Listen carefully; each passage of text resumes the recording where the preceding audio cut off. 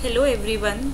Today we will discuss the exercise of chapter 3 synthetic fibers and plastic class 8th science NCERT. So without wasting any time, let's begin. Our first question is explain why some fibers are called synthetic. तो हमने अपनी previous class में class 8th में 7th में natural fibres के बारे में पढ़ा था, पर इस चैप्टर में हमने पढ़ा सिंथेटिक फाइबर्स के बारे में, मैन मेड फाइबर्स के बारे में। ओके, तो यही हमारा चैप्टर है और इसमें फर्स्ट क्वेश्चन हमारा है कि कुछ फाइबर्स को सिंथेटिक क्यों कहा जाता है। हमने जो पढ़े थे वो नेचुरल फाइबर्स थे, वो किससे मिलते थे, मैन मेड थे, पर जो सिंथेटिक फाइबर्स होते वो नेचुरल फाइबर्स थे जो हमें प्लांट्स या एनिमल्स से मिलते थे, पर जो सिंथेटिक फाइबर है वो क्या है, वो मैन मेड फाइबर है। मैन आर्टिफिशियली इनको बनाते हैं using some chemicals. So answer is some fibres are called synthetic fibres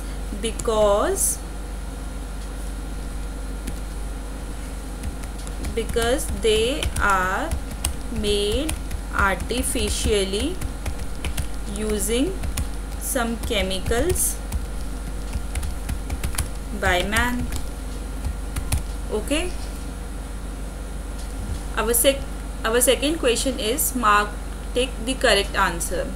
Rayon is different from synthetic fibers because, अब रेयन क्या है, रेयन भी एक टाइप ऑफ सिंथेटिक फाइबर है, different kind of synthetic fibres है हमारे पास और उसमें से रेयन एक है। तो ये डिफरेंट क्यों है, ये डिफरेंट क्यों है? It has a silk like appearance, कि उसकी सिल्क जैसी अपीयरेंस है? No.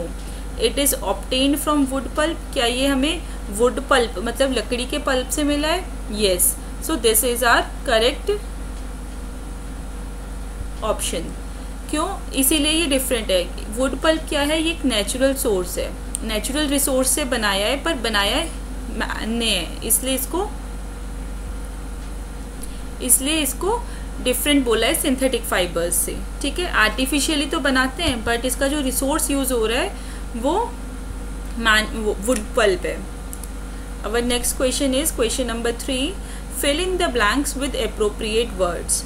First one is synthetic fibres are also called. Synthetic fibres को क्या क्या बोलते हैं? मैन मेड फाइबर बोल देते हैं, मैन मेड क्योंकि उनको मैन बना रहा है, या फिर आर्टिफिशियल फाइबर बिकॉज ये हमें नेचुरली ऑब्टेन नहीं होते हैं, और artificial fibre, artificial fibres. Okay, second is synthetic fibres are synthesised from raw material called. जिस रॉ मटेरियल से हम सिंथेटिक फाइबर को बनाते हैं उन केमिकल्स को क्या बोलते हैं? पेट्रोकेमिकल बोलते हैं। क्या बोलते हैं? पेट्रोकेमिकल। ठीक है, next is like synthetic fibres plastic is also a. अब सिंथेटिक फाइबर क्या है हमारा, और प्लास्टिक भी वही चीज़ है। क्या है वो? ये दोनों ही हमारे पॉलीमर है। पॉलीमर क्या होता है कि इनकी एक स्मॉल यूनिट है जो कि मिलके छोटी छोटी यूनिट्स को मिलके एक पूरा फाइबर बन गया या पूरी प्लास्टिक बन गई। जैसे फॉर एग्जांपल हमने माला देखी है, जैसे हमने माला देखी है ना, उसमें बीड्स होते हैं, मोती होते हैं, मोती की माला की बहुत छोटे छोटे मोती से एक माला बन गई। तो ऐसे ही बहुत सारे धागों से एक फाइबर बन गया, या फिर बहुत प्लास्टिक की यूनिट से, स्मॉल यूनिट से एक बड़ी प्लास्टिक बन गई, तो उसको क्या बोलते हैं? पॉलीमर बोलते हैं। ठीक है, तो सिंथेटिक फाइबर्स और प्लास्टिक दोनों ही हमारे पॉलीमर है। Question number 4 is give examples which indicate that nylon fibres are very strong. तो हमें एग्जाम्पल्स देने हैं जिससे हमें पता चल सके कि जो नाइलॉन फाइबर है वो बहुत स्ट्रॉन्ग है। तो कैसे पता चलेगा कि नाइलॉन फाइबर बहुत स्ट्रॉन्ग है? कि हम उसको पैराशूट और रोप्स जो रॉक क्लाइंबिंग के लिए यूज़ होती हैं उसमें यूज़ करते हैं नाइलॉन फाइबर को। जो पैराशूट का टेंट है, जो कपड़ा उसमें यूज़ होता है वो नाइलॉन से बना होता है। और सेकेंड यूज़ क्या है उसका? सीट बेल्ट्स बनाने के लिए, फिशिंग नेट्स बनाने के लिए, या फिर स्ट्रिंग फॉर स्पोर्ट्स रैकेट, जैसे बैडमिंटन का जो स्ट्रिंग होता है उसको बनाने के लिए, म्यूज़िकल इंस्ट्रूमेंट्स के लिए हम नाइलॉन फाइबर्स को यूज़ करते हैं। So our answer is the following examples indicate that nylon fibers are very strong. First one, they are used for making parachutes and rocks for rock climbing. Parachute और रोप के लिए use होता है। Second one is they are used in making seat belt, fishing net, string, sport racket, musical instruments. Okay. Then question number 5 is explain why plastic containers are favored for storing food. हम खाना store करने के लिए plastic container क्यों use करते हैं? हमने देखा है जो हमारा पैक्ड फूड भी आता है वो सब प्लास्टिक वाले कंटेनर में आता है या फिर प्लास्टिक के पैकेट्स में आता है. Why is it so? क्यों? सबसे पहली बात तो ये कि जो प्लास्टिक है वो हमारे खाने के साथ रिएक्ट नहीं करती है, उसमें कोई केमिकल रिएक्शन नहीं होता है, वो बहुत इनर्ट है प्लास्टिक, उसमें कोई केमिकल रिएक्शन नहीं होता है, तो हमारा जो खाना है वो स्पॉइल नहीं होता है, ख़राब नहीं होता है. सेकेंड वन इज़ जो प्लास्टिक है वो बहुत लाइट वेट है और बहुत स्ट्रॉन्ग है कि हम उसमें कोई गर्म चीज़ भी डालते हैं तब भी प्लास्टिक मेल्ट नहीं करती है, वो रिएक्ट नहीं करती है. Third is they are durable, कि बहुत सेफ़ है, लॉन्ग टाइम के लिए यूज़ कर सकते हैं हम, तो वो बहुत ड्यूरेबल है. फर्स्ट पॉइंट क्या है? The plastics do not react with the food stored in them. Second is plastics are light weight and are strong. जो प्लास्टिक है वो बहुत लाइट वेट है, जैसे पॉलीथीन इज़ अ प्लास्टिक, हम उसमें सब्जियां लेके आते हैं, खाना लेके आते हैं, but they are banned now. क्योंकि क्यों बैंड हो गई है? वो बायोडिग्रेडेबल नहीं है, तो हमें पोल्यूशन कॉजिंग है बहुत ज़्यादा, है ना. उसके बारे में नेक्स्ट क्वेश्चंस में हम डिटेल में बात करेंगे. And the third point is they are durable. Okay. Now our question number 6 is explain the difference between thermoplastic and thermosetting plastics. हमें डिफरेंस बताना है कि थर्मोप्लास्टिक और थर्मोसेटिंग प्लास्टिक में क्या डिफरेंस है. तो थर्मोप्लास्टिक क्या होती है? वो प्लास्टिक जो कि हम इजीली बेंड कर सकते हैं, अगर उसको हीट करेंगे तो वो बेंड हो जाएगी. आपने एग्जांपल देखा होगा जो वायर्स होती है, इलेक्ट्रिक वायर्स, और वो अगर हीट करते हैं तो मेल्ट हो जाती है, पिघल जाती है ना. तो वो क्या होती है? वो थर्मोप्लास्टिक होती है. On heating the thermoplastic it becomes softened and can be moulded and reshaped easily, कि हम उसको दोबारा कोई शेप दे सकते हैं. वो हीट करने पे सॉफ्ट हो जाएगी. मोल्ड मतलब कि शेप देना, कि हमने उसको अपनी जो शेप हम देना चाहते हैं वो शेप दे दी. ठीक है. और थर्मोप्लास्टिक के एग्जांपल्स क्या हैं हमारे? पॉलीथीन और पीवीसी. पीवीसी की फुल फॉर्म क्या है? Poly vinyl chloride. PVC wires होती है हमारी, और पॉलीथीन क्या है? नॉर्मल पॉलीथीन जो हम डेली यूज़ में यूज़ करते हैं. ठीक है. तो इनको हम, आपने देखा है कि अगर हमने आग लगाई, हीट किया थोड़ा सा, तो पूरी प्लास्टिक जल जाती है. ओके. तो these can be bent easily और रीशेप्ड. Now thermosetting plastic. तो क्या डिफरेंस है कि जो थर्मोसेटिंग प्लास्टिक है इसको हम इजीली बेंड नहीं कर सकते हैं, मोड़ नहीं सकते हैं, और it will break if we attempt to bend thermosetting plastic. अगर हम उनको ट्राई करेंगे बेंड करने का तो वो टूट जाएगा. ठीक है. Next is on heating the thermosetting plastics it can not B soften. Thermoplastic को हम सॉफ्ट हो जाती है हीट करने पे, पर जो थर्मोसेटिंग प्लास्टिक है वो सॉफ्ट नहीं होती है. This is the reason it can not be reshaped once it is moulded, कि उसको हम रीशेप भी नहीं कर सकते हैं. इसके एग्जाम्पल्स क्या है? बेकेलाइट और melamine. These are the two types of plastics, bakelite और मेलामाइन. ठीक है. Next question is question number 7. Explain why the following are made of thermosetting plastics. Saucepan handles. Saucepan handle जो है वो थर्मोसेटिंग प्लास्टिक के क्यों बनाते हैं? हम थर्मोप्लास्टिक के क्यों नहीं बनाते हैं? खुद इमेजिन करो. इस आंसर को तो हमें याद करने की ज़रूरत ही नहीं है. अपनी डेली लाइफ में हम सॉसपैन यूज़ करते हैं. सॉसपैन है जिसमें हम खाना बना रहे हैं, खिचड़ी वगैरह बनाते हैं. अपना नॉर्मल सॉसपैन जो है, क्यों? क्योंकि वो एक बैड कंडक्टर ऑफ हीट है. अगर हमने उसको हीट किया, हम उसे गैस पे रखते हैं और वो हीट होने पे अगर मेल्ट हो जाएगा तो दिक्कत हो जाएगी, है ना. और अगर हम उसको, वो गर्म होगा और उसको ऐसे ही टच कर लिया तो हमारा हाथ जल जाएगा. सो जो थर्मोसेटिंग प्लास्टिक्स हैं इसलिए वो सॉसपैन हैंडल्स जो है वो इसी वजह से थर्मोसेटिंग प्लास्टिक के बनाए जाते हैं. क्यों? Because they are a bad conductor of heat and do not get heated up while cooking. जब हम कुकिंग कर रहे हैं, जब हम खाना बना रहे हैं, हमारी गैस ऑन है, तो वो हीट नहीं होगा, गर्म नहीं होगा, इससे हमारा हाथ नहीं चलेगा और वो हीट होगी किसी और शेप में मेल्ट भी नहीं होगा. ठीक है, मेल्ट नहीं होगा. तो ये हम नॉर्मल अपनी लैंग्वेज में अपने आप लिख सकते हैं. They are use for making saucepan handles. Okay. Next is electric plugs, switches और प्लग बोर्ड्स। अब सेम यहीं पे है कि इलेक्ट्रिक प्लग जो इलेक्ट्रिक स्विच है उसमें हमें थर्मोसेटिंग प्लास्टिक क्यों यूज़ करनी चाहिए और थर्मोप्लास्टिक क्यों नहीं यूज़ करनी चाहिए, किसी भी वे में क्वेश्चन आ सकता है ना।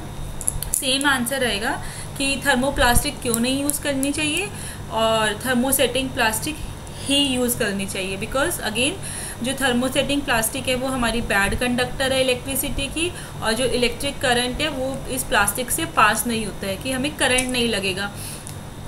जब अगर कोई वायर ओपन है और हम उसे टच कर दें तो हमें करंट नहीं लगता है, स्टिल उसमें स्विच ऑन होता है और करंट पास हो रहा है। प्रेस की वायर है, आयरन करते हैं जब हम अपने क्लोथ्स, तो जो प्रेस है उस पर हमें करंट नहीं लगता है, उस पर तो कोटिंग होती है, ठीक है। They are use for making electric plugs, switches and plug boards. Okay, next is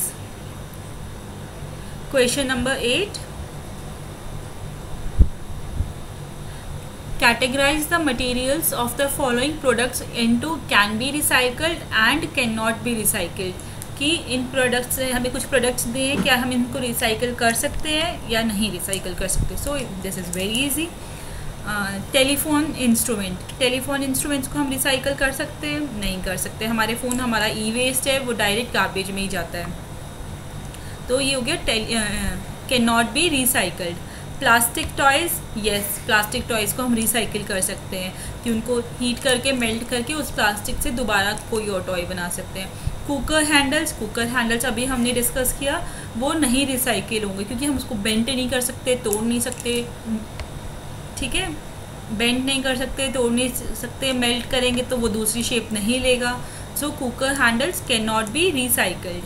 next is carry bags को हम रिसाइकिल कर सकते हैं, है ना।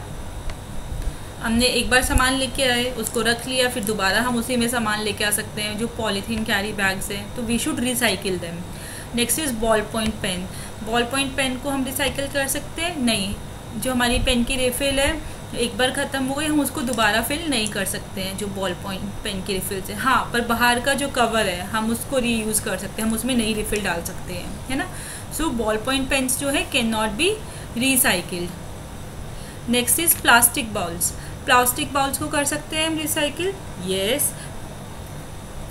प्लास्टिक बाउल्स को हम कर सकते हैं रिसाइकिल, हम उन्हें वॉश करके दोबारा उसमें कोई और सामान हम रख सकते हैं। Then plastic covering on electric wires, तो ये रिसाइकिल हो सकती है, yes, it can be recycled again. हम उसको मेल्ट करके दोबारा कोई और शेप दे सकते हैं और यूज़ कर सकते हैं। Plastic chairs can be recycled again, क्योंकि ये थर्मोप्लास्टिक की बनी होती है। हम इनको दोबारा, सेम रीज़न है, क्या है कि इनको मेल्ट किया, जो प्लास्टिक है उसको मेल्ट करते हैं और न्यू मोल्ड कर देते हैं, न्यू शेप दे देते हैं। Next is electrical switches can not be recycled. अभी हमने डिस्कस किया क्वेश्चन नंबर 7 में कि जो प्लग्स हैं, बोर्ड्स हैं, वो किस चीज़ के बने होते हैं, थर्मोसेटिंग प्लास्टिक के। सो जो थर्मोसेटिंग प्लास्टिक की चीज़ें हैं हम उनको रिसाइकिल नहीं कर सकते हैं। Okay, now question number 9 is Rana wants to buy shirts for summer, उसको समर के लिए शर्ट्स खरीदनी है। Should he buy cotton shirt और shirts made from synthetic material. अब हमें उसको एडवाइस करना है, advise Rana giving your reason कि उसको कॉटन शर्ट लेनी चाहिए या सिंथेटिक मटेरियल की शर्ट लेनी चाहिए। येस, उसको कॉटन शर्ट लेनी चाहिए। पर क्यों कॉटन शर्ट ही क्यों लेनी चाहिए? क्योंकि जो कॉटन फाइबर है हमारा वो नेचुरल फाइबर है, सिंथेटिक क्या है, मैन मेड है, आर्टिफिशियल है। तो जो नेचुरल फाइबर है वो ज़्यादा मॉइस्चर होल्ड करेगा, ठीक है। और क्या है, he should buy cotton shirts, yes, this is because cotton have more capacity to hold moisture। जो कॉटन है वो ज़्यादा मॉइस्चर होल्ड करेगा than synthetic clothes. In summers, we have extensive sweating which is easily soaked by cotton shirts and hence cotton clothes are much better than the clothes made from the synthetic material। Main reason यही है कि हमारा जो sweat है, पसीना, वो बहुत ज़्यादा आता है गर्मियों में, और जो कॉटन है वो एक नेचुरल फाइबर है और वो ज़्यादा मॉइस्चर को होल्ड कर सकता है, सोक कर सकता है, ठीक है। With this our 9th question is complete. Now moving towards question number 10। Yes, give examples to show that plastics are non corrosive in nature. हमें बताना है कि प्लास्टिक्स जो है नॉन करोसिव। कोरोजन क्या होता है? What is corrosion? जो रस्ट लग जाता है, ऑक्सीडेशन हो जाता है हमारे मेटल का, उन्हीं चीज़ों को हम कोरोजन कहते हैं। तो प्लास्टिक्स जो है वो नॉन कोरोसिव होते हैं, उन पे वो कोरोड नहीं होते हैं। तो क्या एग्जाम्पल रहेगा? So the literal meaning of non corrosive is resistant to get destroyed by chemical action. Means chemical reaction से वो डिस्ट्रॉय नहीं हो रहा है, ऑक्सीडाइज नहीं हो रहा है एयर में। तो कौन कौन से एग्जाम्पल्स है जिससे हमें ये पता चलता है कि प्लास्टिक नॉन कोरोसिव है? Plastic containers do not react with items stored in it. अभी हमने ऊपर अपने क्वेश्चन में डिस्कस किया था कि हम अपने फूड आइटम्स प्लास्टिक कंटेनर में रखते हैं बिकॉज वो उसके साथ केमिकली रिएक्ट नहीं करते। Plastic is inert in nature. Okay, they do not get rusted. Rust नहीं लगता है। रस्ट क्या होता है? जंग। जंग देखा है ना, हमारी स्टील की वायर है या हैंडल्स होते हैं, उन पे जंग लग जाता है ब्राउन ब्राउन कलर का। तो प्लास्टिक जो है उस पर रस्ट नहीं लगता है when exposed to moisture and air. ठीक है, वो रस्टेड नहीं होते और they do not decompose when left in open for a long period. वो डिकम्पोज भी नहीं होते। ये हमारा एक प्लस पॉइंट भी है, नेगेटिव पॉइंट भी है। जो हमारी प्लास्टिक है वो जल्दी से डिकम्पोज नहीं होती, पर अगर हमने उसको एज अ वेस्ट करके बाहर फेंक दिया तो हमारा जो वेस्ट है वो बढ़ता जा रहा है। इससे हमारा क्या हो रहा है? एनवायरनमेंट हैजार्ड बढ़ रहा है, एनवायरनमेंट को नुकसान हो रहा है।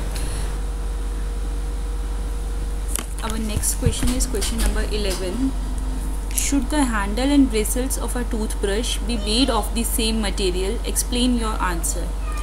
तो ब्रिसल्स क्या होते हैं? टूथब्रश हमें पता है क्या है, उसका एक हैंडल है और आगे जो ब्रशेज़ हैं, जो ब्रश है जो हम टीथ पे रब करते हैं उसको ब्रिसल्स बोलते हैं। ठीक है, तो क्वेश्चन हमें कह रहा है कि जो हैंडल और ब्रिसल है टूथब्रश के वो क्या सेम मटेरियल से बने हुए होने चाहिए? येस और नो, जो भी है आपका, और उसको एक्सप्लेन करना है। अगर येस है तो एक्सप्लेन करो, नो है तो एक्सप्लेन करो। सो ऑफकोर्स बिल्कुल सही, no, the handle and bristles of a toothbrush should not be made of the same material. वो दोनों सेम नहीं हो सकते।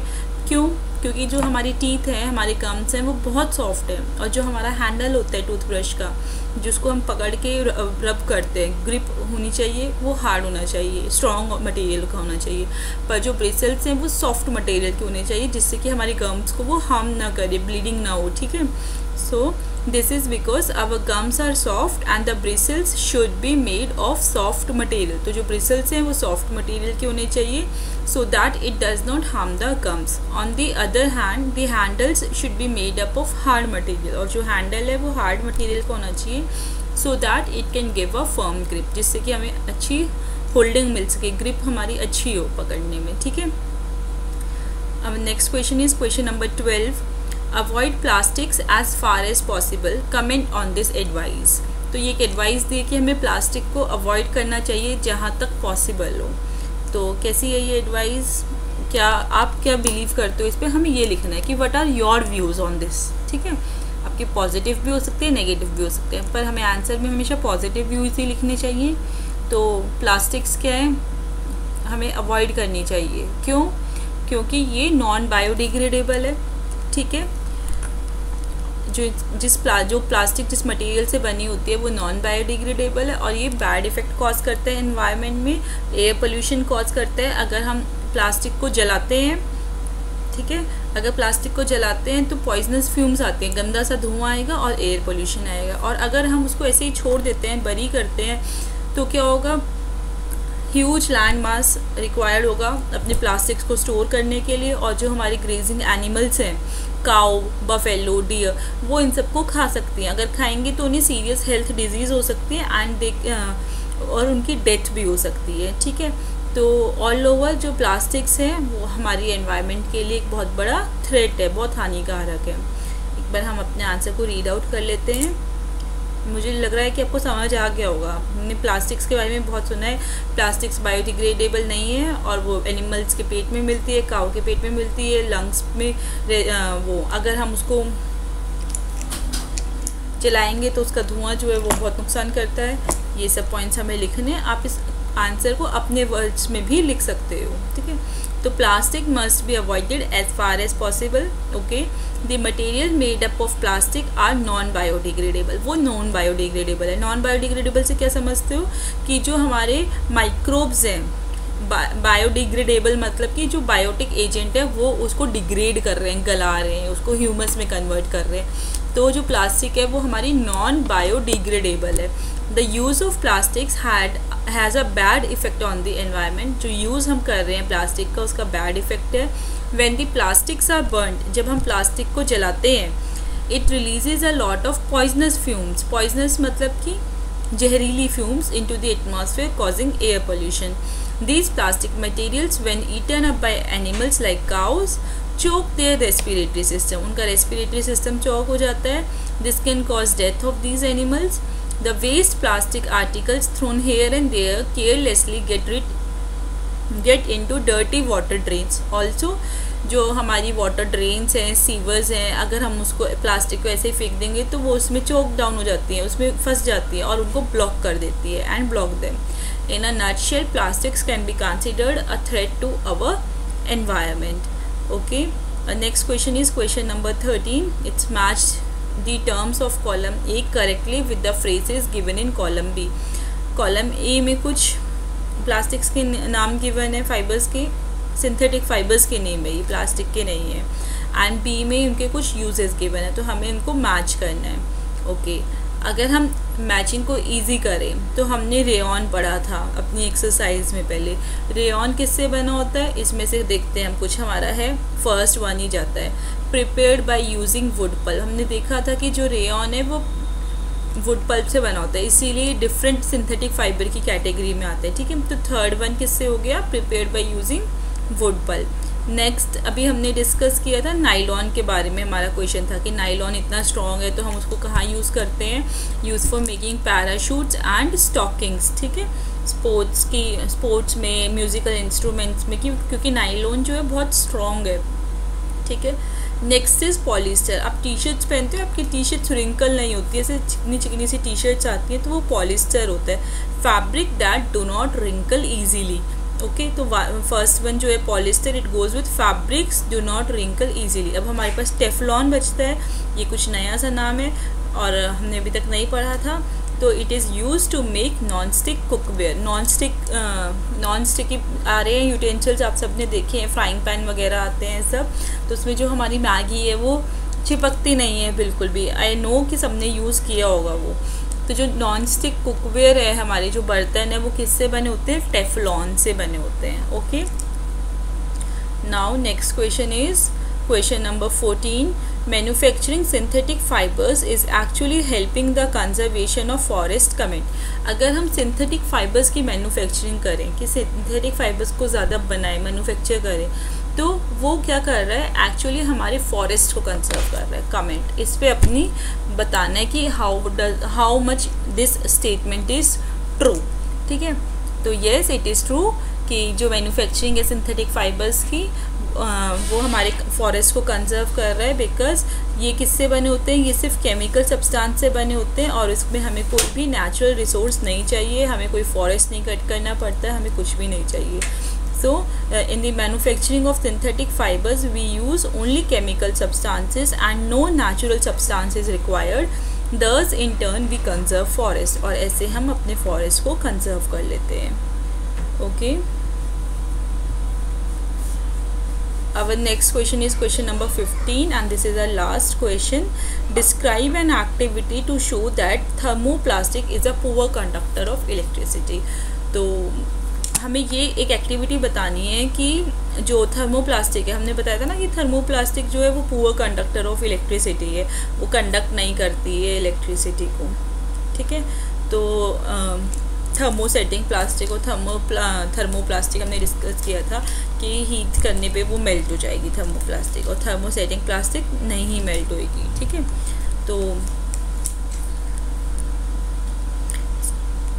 इलेक्ट्रिक सर्किट के बारे में मैं बताऊंगी आपको. ये हमारी हायर क्लासेस में ज़्यादा डिटेल में पढ़ोगे फिजिक्स में, अभी हम थोड़ा सिंपल रखते हैं इसको. तो I show it like this only. ये जो हमारी कनेक्टिंग वायर्स हैं, this is the connecting wire. Okay, ये हमारा टॉर्च बल्ब है, ये बल्ब होल्डर है जिसका एक पॉजिटिव एंड होता है, एक नेगेटिव एंड होता है। हमने इसको एक सेल के साथ जोड़ा है। सेल के भी हमारे पॉजिटिव और नेगेटिव सेक्शन होते हैं, तो जो पॉजिटिव है वो नेगेटिव से कनेक्ट होएगा और जो नेगेटिव है वो पॉजिटिव एंड से कनेक्ट होगा। ये क्रोकोडाइल क्लिप्स है और यहाँ पे हमने एक थर्मोप्लास्टिक अपना रख लिया है। जब हमने सेल से कनेक्ट किया, मान लो ये पॉजिटिव एंड है, ये नेगेटिव एंड है और यहाँ से हमारी कनेक्टिंग वायर जा रही है, तो इन 2 एंड्स में हमने गैप छोड़ी है और यहाँ पे एक थर्मोप्लास्टिक को इंसर्ट कर दिया। जब हमने अपना स्विच ऑन किया, जब सेल से कनेक्ट किया, the bulb does not glow, जो बल्ब है वो ग्लो नहीं करेगा। क्यों? क्योंकि जो थर्मोप्लास्टिक है वो पुअर कंडक्टर ऑफ इलेक्ट्रिसिटी है। जो इलेक्ट्रिक करंट है, जो सेल से यहाँ करंट फ्लो होना था बल्ब तक, वो फ्लो नहीं हुआ। ठीक है, तो अगर यहाँ पे हम क्या लगा दें, गुड कंडक्टर ऑफ इलेक्ट्रिसिटी क्या है जो इलेक्ट्रिसिटी को कंडक्ट करता है? वायर है। वायर को डायरेक्टली अगर ज्वाइन कर दें, यहाँ गैप ना रखें, तो जो बल्ब है हमारा ग्लो करेगा, ऑन हो जाएगा। ठीक है, so arrange a circuit as shown in the given figure, leave a gap between 2 ends of the wire. इन 2 वायर्स के बीच में हमने गैप छोड़ी है। Place a thermoplastic in the gap, इस गैप में हमने थर्मोप्लास्टिक को इंसर्ट किया है। थर्मोप्लास्टिक में आप क्या इंसर्ट कर सकते हो? पॉलीथीन कर सकते हो, ये सबके घर में अवेलेबल है। बल्ब घर में अवेलेबल है, सेल है हमारे पास और हमारे पास वायर्स हैं। ठीक है, तो आई विल ट्राई कि मैं इसका डेमो दे सकूं आपको, पर मैं इसे अभी कंफर्म नहीं कर सकती हूँ। I will just try to give you a demo of this circuit diagram, तो आपका बहुत इंटरैक्टिव हो जाएगा, आपको बहुत अच्छा लगेगा। Then it is observe that the bulb does not glow, ये जो बल्ब है ये ग्लो नहीं करेगा। This shows that thermoplastic is a poor conductor of electricity, और इससे हमें क्या पता चलता है कि जो थर्मोप्लास्टिक है वो पुअर कंडक्टर है इलेक्ट्रिसिटी का, कि उससे इलेक्ट्रिसिटी आगे वायर में जो है वो पास नहीं हुई। ठीक है, with this our exercise is complete. I hope all the questions are clear to you, and if you have any doubt please write it in the comment box. I will try to help you out surely. Okay, please like and subscribe my channel for more updates. Thank you.